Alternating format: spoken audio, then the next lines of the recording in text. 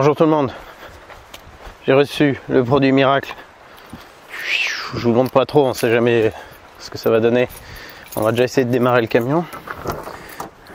Ne vous inquiétez pas, je vais vous donner des infos juste après. Mais j'ai envie de me grouiller pour faire ça. Alors, est-ce qu'il va démarrer là? Normalement pas, il va me falloir le décapeur.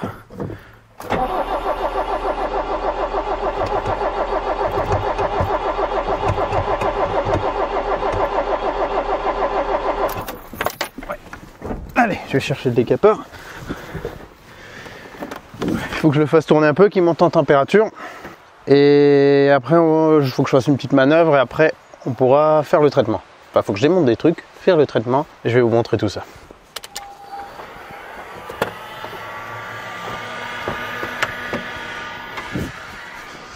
Voilà, ça va être bon.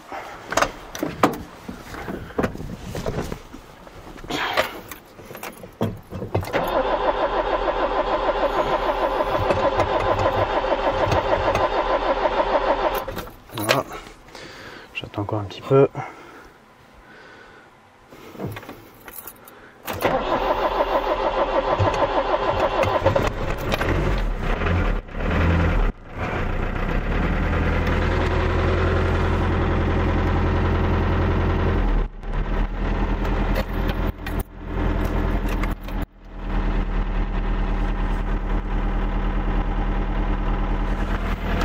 Là vous êtes peut-être en train de vous dire oh, ça va, il fume pas trop et tout.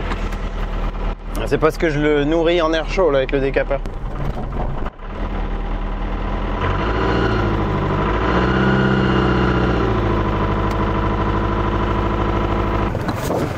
Et comme j'ai plus ma manette de ralenti accéléré,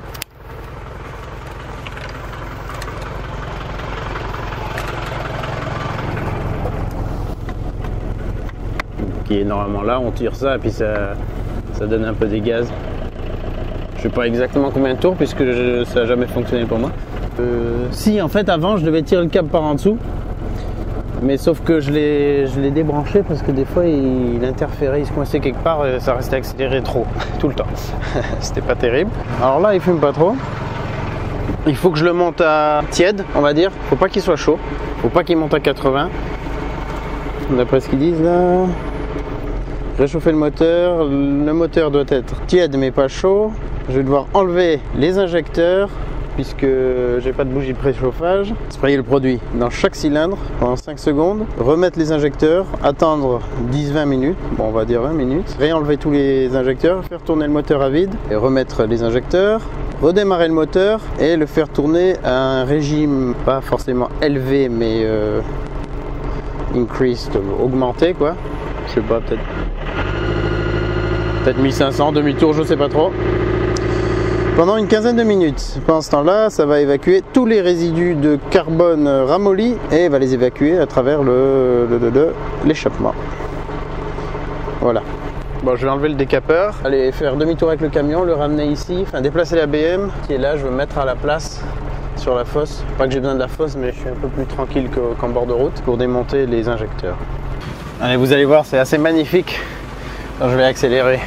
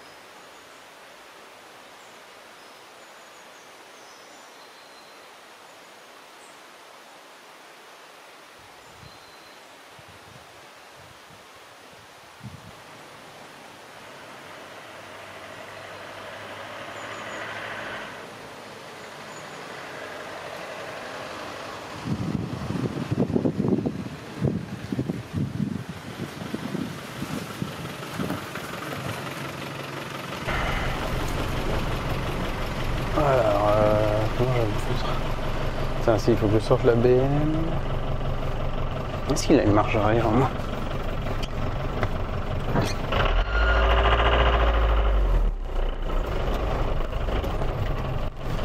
Est-ce qu'il y a les warnings? Putain, la classe. Il y a plein de trucs en fait.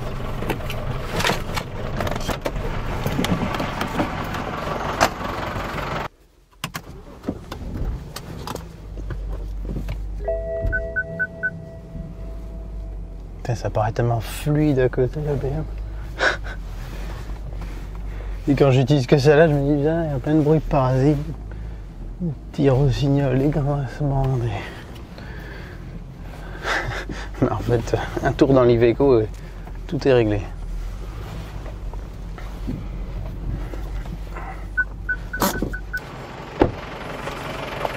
Allez. Et naturellement, il y a la direction assistée, mais par bras humain.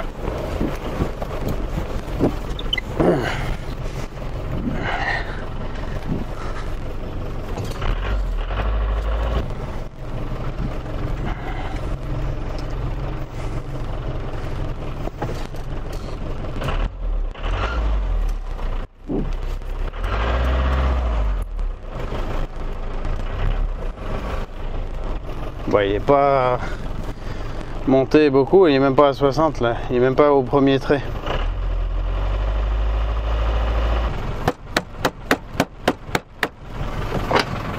Ouais, il y a des trucs qui manquent de précision.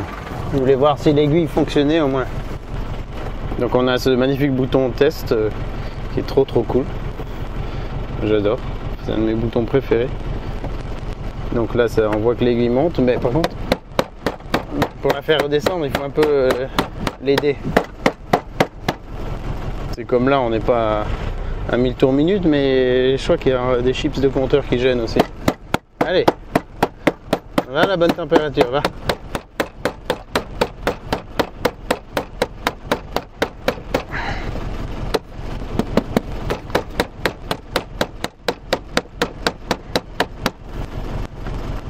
Putain, il est complètement grippé le truc.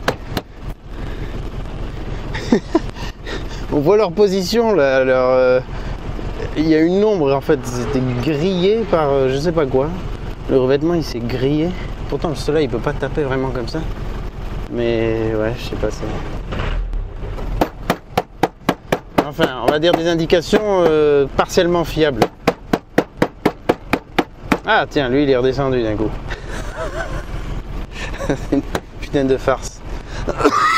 Allez, on va dire qu'il est chaud.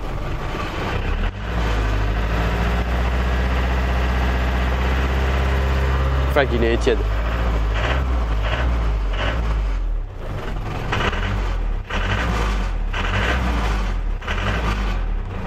Il adore quand je fais ça à froid. Comment il kiffe. Ah oui, il faut que je cale.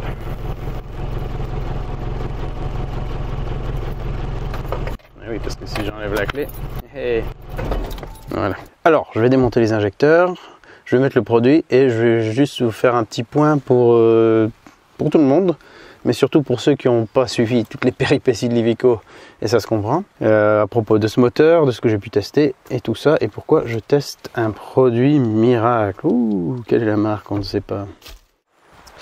Voilà, il est 4h moins 3, j'ai commencé à 4h moins 20. Avec un petit peu d'habitude maintenant, ça vient assez vite. Bon, sachant qu'on n'a pas le bloc ventilation ici, donc ça c'est pas... J'ai pas dû démonter ça en plus, c'était déjà démonté. Les petites vis de retour d'injecteur. Les injecteurs dans l'ordre. Côté habitacle, côté radiateur. Les brides. On voit qu'ils sont pas mal carbonés, pas mal de suie. Suite à ce petit démarrage à froid. Donc là le moteur il est tiède comme ils disent. Je vais donc sprayer le produit dans chaque cylindre.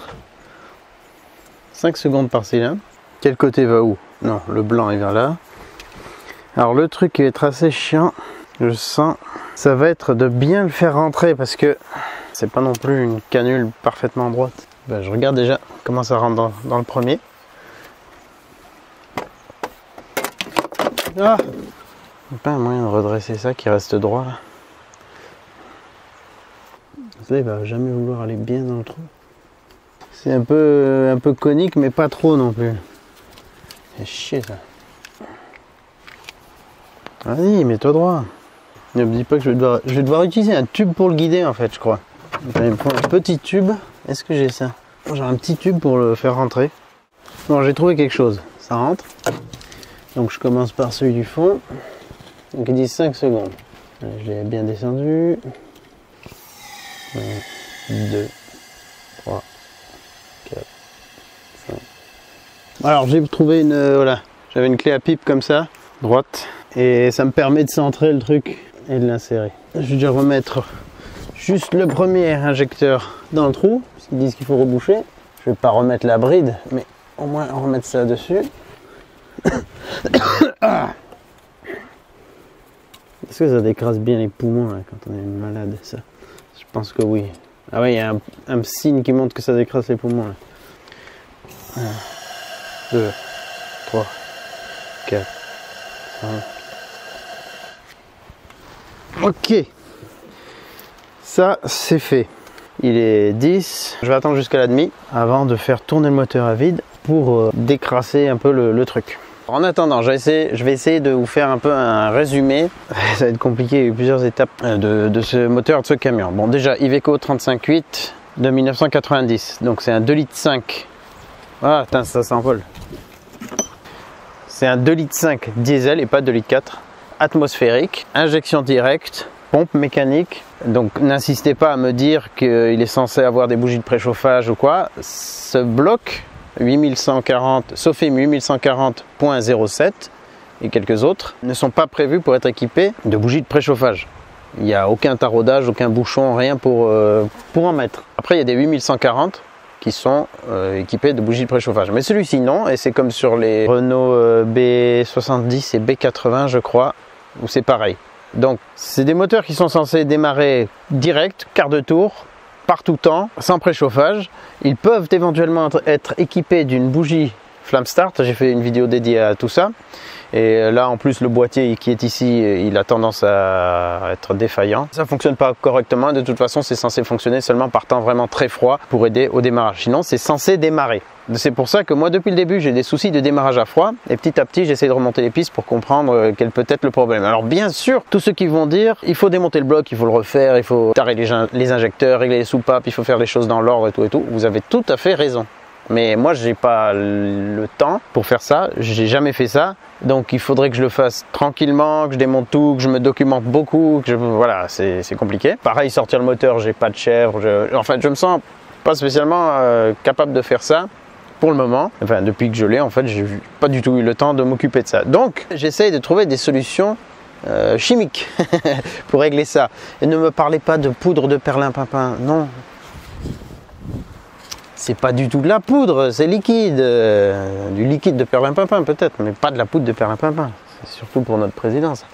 Alors, pas dans le sens où je crois aux produits miracles que j'utilise ça, mais dans le sens où, ne connaissant pas ce qui peut exister sur le marché, je connais pas la chimie industrielle, je sais pas qu'est-ce qu'un produit pourrait éventuellement faire ou ne pas faire. Je ne sais pas ce qui se passe exactement dans le moteur, quel est le problème, c'est pour ça que je ne m'avance pas. Donc je ne veux pas condamner ces produits parce que s'ils peuvent fonctionner, c'est que dans certaines conditions ils peuvent fonctionner. Si on a un piston cassé qui vous disent que ça va réparer le piston cassé, bon, là on peut se dire que c'est de l'arnaque. Mais si c'est quelque chose qui peut nettoyer, décrasser tout ça, voire éventuellement faire un traitement de surface, et ça, voilà, ça commence à devenir, pour pas mal de produits, je pense, du domaine un peu de la croyance ou de l'espérance, on espère que ça va marcher, on ne sait pas trop, on pense que ça va pas user, voilà, ça, je me prononce pas parce que j'ai pas d'argument pour contrer, ni d'argument pour aller dans le sens des produits. Donc je préfère dire je sais pas, et par contre ce que je peux faire c'est que j'ai un bon cobaye sur lequel je peux tester des choses. Alors lui, bah, il n'a pas de puissance, hein. Il fait 72 chevaux je crois, hein. Même pas 75, c'est le moins puissant. Il fait 2 tonnes 2, il a une boîte courte, il est poussif à mort, il m'a super bien dépanné malgré tout, mais il avait de plus en plus de mal à démarrer à froid et je pense qu'il a vraiment, alors ça peut être un problème de soupape, moi ça me fait penser à un problème de segmentation plutôt, parce que le reniflard qui sort sous le camion, il n'est pas relié à un système de récupération des vapeurs d'huile, ni même juste une tubulure qui vient se rebrancher sur le couvre-culasse.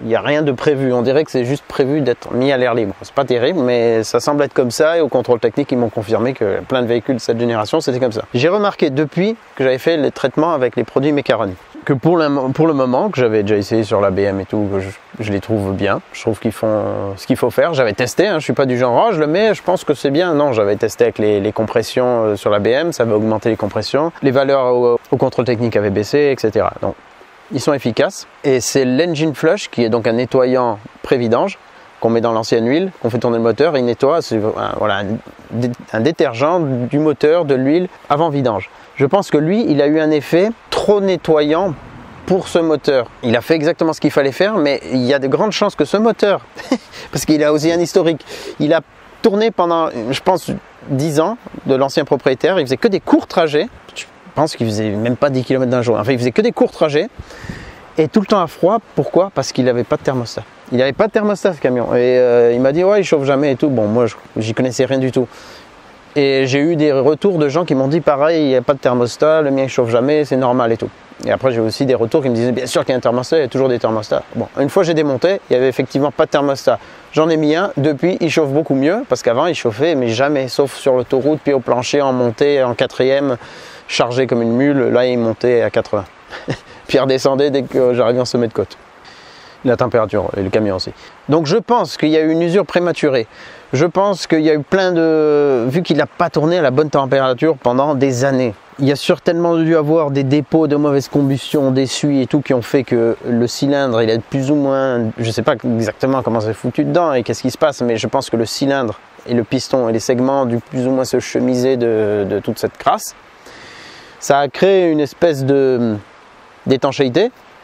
Et en utilisant l'engine flush, ça aurait pu être n'importe quel autre produit nettoyant, ben, ça m'a enlevé cette crasse, c'est ce qu'on veut que le produit fasse, sauf que du coup ça m'a enlevé de la compression dont j'avais besoin à froid le temps que le moteur se dilate. Donc c'est là que depuis ce produit que j'ai eu beaucoup plus de mal à démarrer à froid.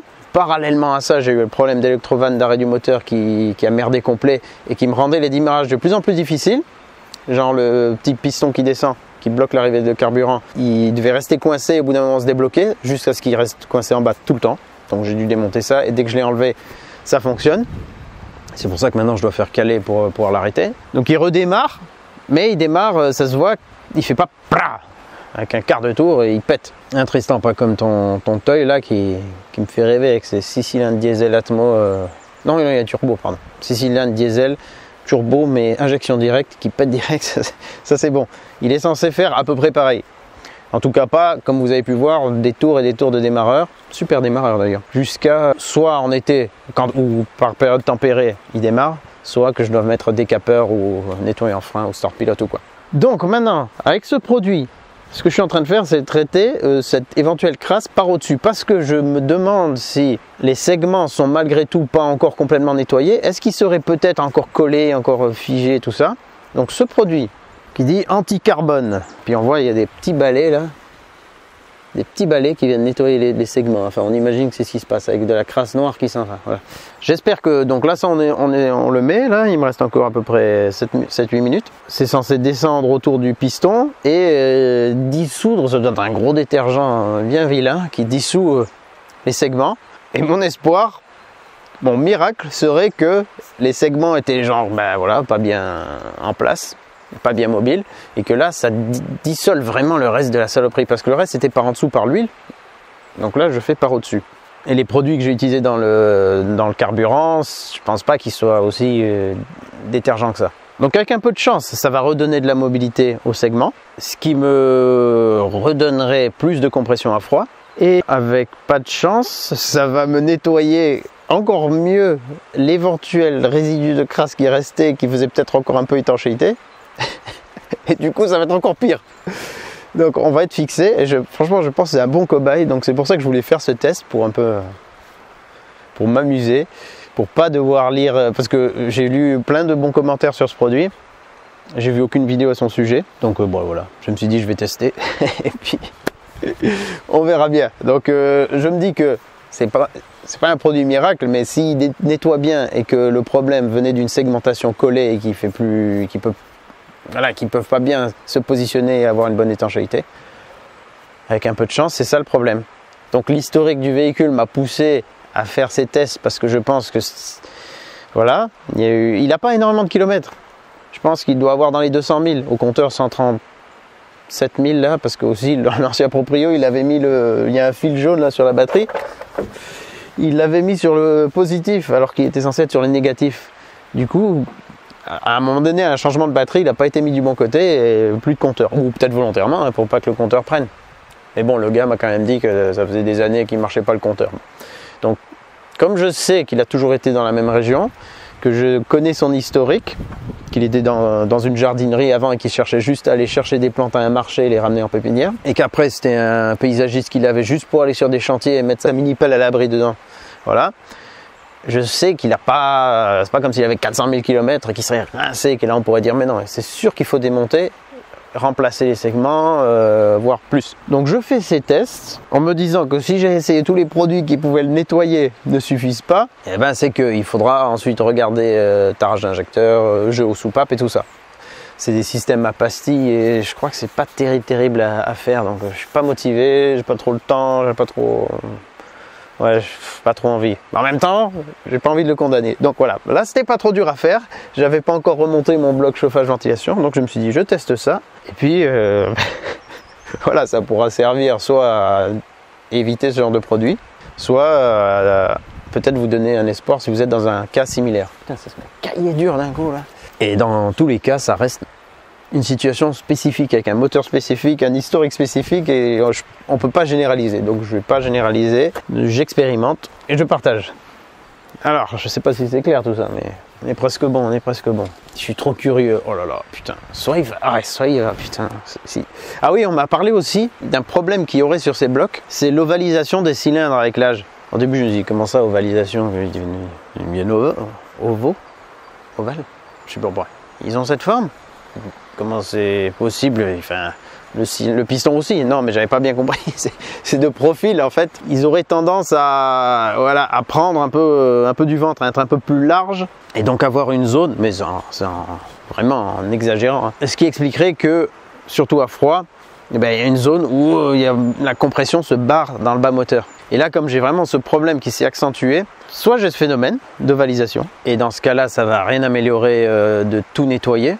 Ça va être pire, puisqu'il y aura moins de matière pour faire étanchéité. Soit le problème était vraiment sur la mobilité des segments, et le fait qu'ils puissent à nouveau être libres va faire que j'ai plus cet effet de blow-by. Je ne connais pas le terme en français, mais de compression qui passe dans le bas moteur, et qui du coup m'évacue de la vapeur d'huile mélangée avec des gaz d'échappement, ou je ne sais quoi. Enfin bon, bref, que tout ça sorte assez fort par devant. Franchement, je le voyais souvent. La première fois que j'ai capté ça, en fait, c'était au magasin de matériaux.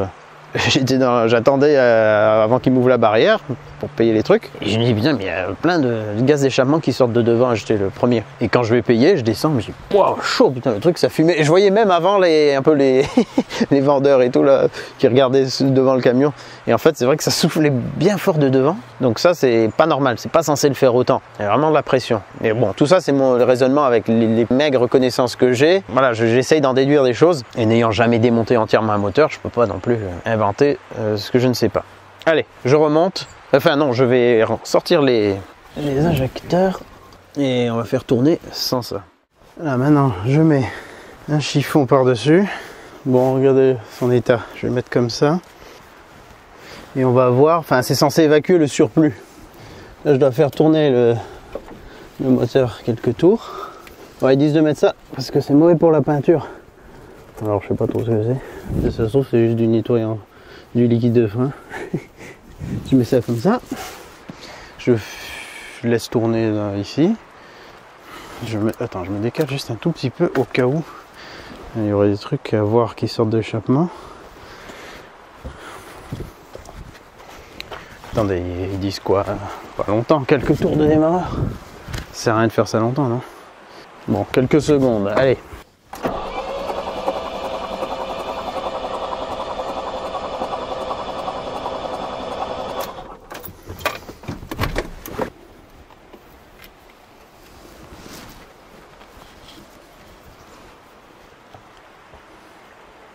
Oh!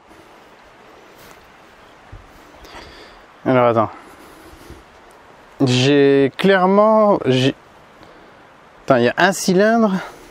C'est comment? Putain, il y a un cylindre, ça a sorti une crasse.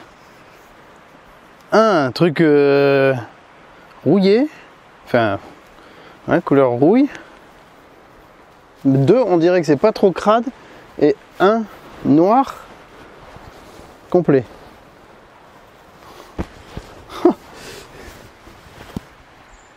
Bon, allez, je remonte tout ça. Puis après, on va faire tourner le moteur pendant une quinzaine de minutes dans les tours. Putain, je suis trop curieux de voir ce que ça va donner. Ça se trouve, il va plus jamais démarrer, ça m'apprendra à faire le con. Voilà, il est 5h05. C'était un peu plus long à remonter qu'à démonter. Avec ces petites rondelles en cuivre au bout et tout, là, j'ai un peu galéré. Oula, putain. Il y a beaucoup de vent. Sauvé de justesse, là. Alors, est-ce qu'il va redémarrer bien? Il est encore un peu chaud quand même. On va voir. Ça devrait fumer salement, normalement. Enfin, on va voir.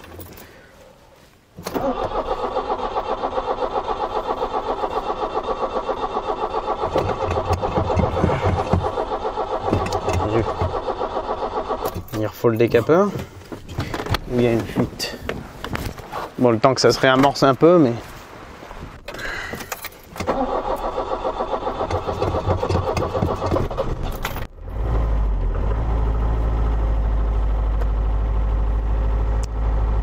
Déjà, il redémarre. Oula.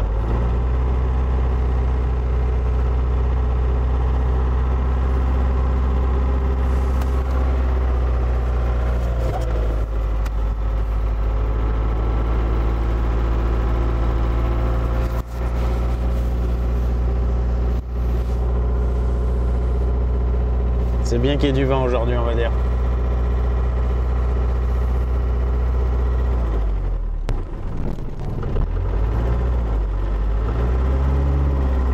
Alors, c'est quoi un régime un peu soutenu? Je sais pas ce qu'ils entendent par ça.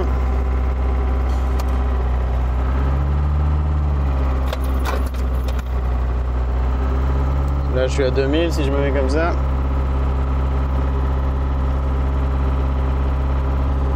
Mais j'ai pas envie de rester comme ça pendant 20 minutes, 15 minutes.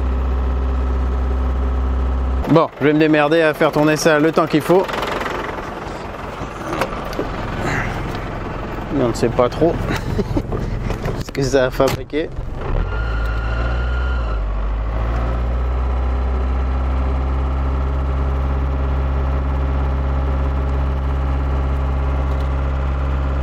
Toujours à froid.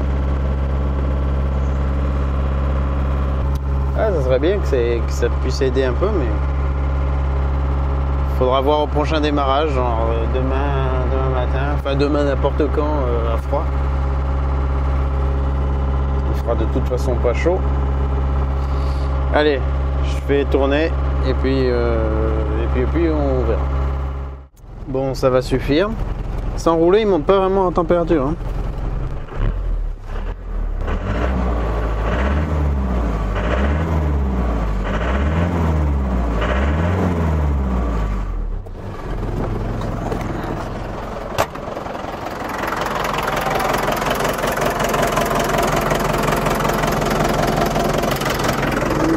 Ouais, le renifleur il a l'air de toujours souffler autant. Ah là, ça se voit bien.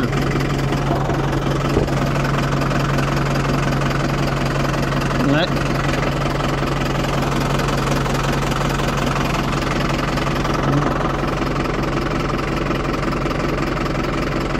Donc je sais pas si ça a fait grand chose pour mon cas.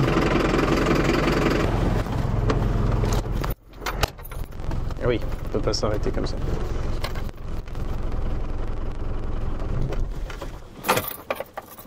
Voilà, sans accélérateur. Voilà, une fois qu'il a tourné un peu, ça va. Mais...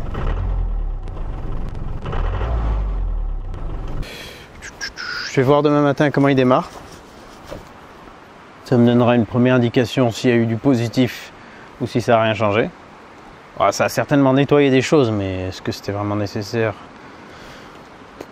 Une fois de plus, je ne peux pas le savoir. Donc on verra. Allez, pour ce soir, ça suffit. Voici le lendemain.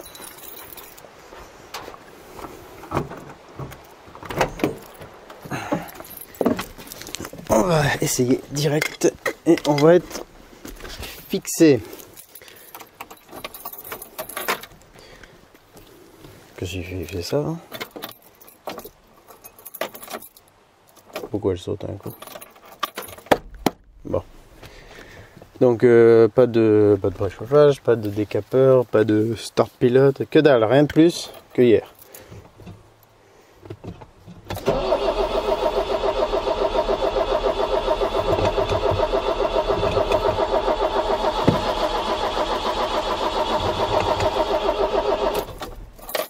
Non, il ne démarre pas mieux.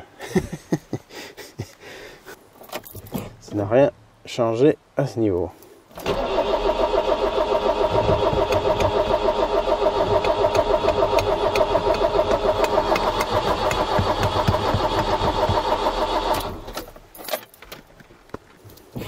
Bah, avec le décapeur, là, c'est sûr qu'il partirait comme les autres fois.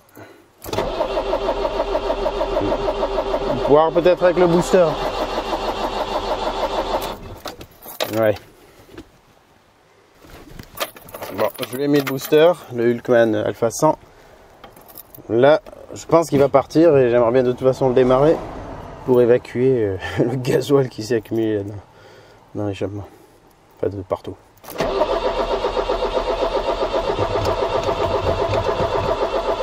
Allez. Ah merde. Fait gâche. Ah, c'est fou, hein, comme le décapeur, ça aide vraiment. L'air chaud, ça aide vraiment.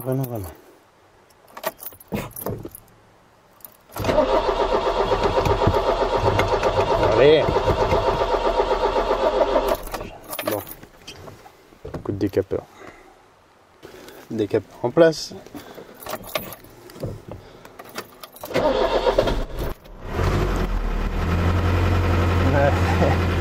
Pas bon, là.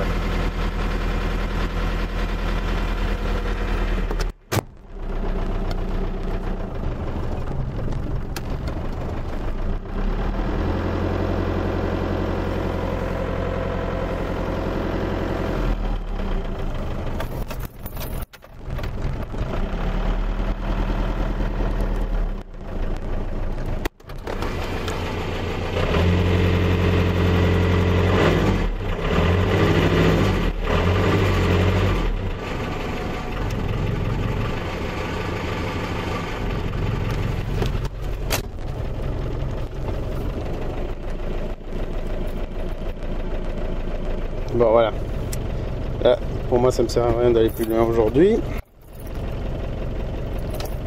Ah oui.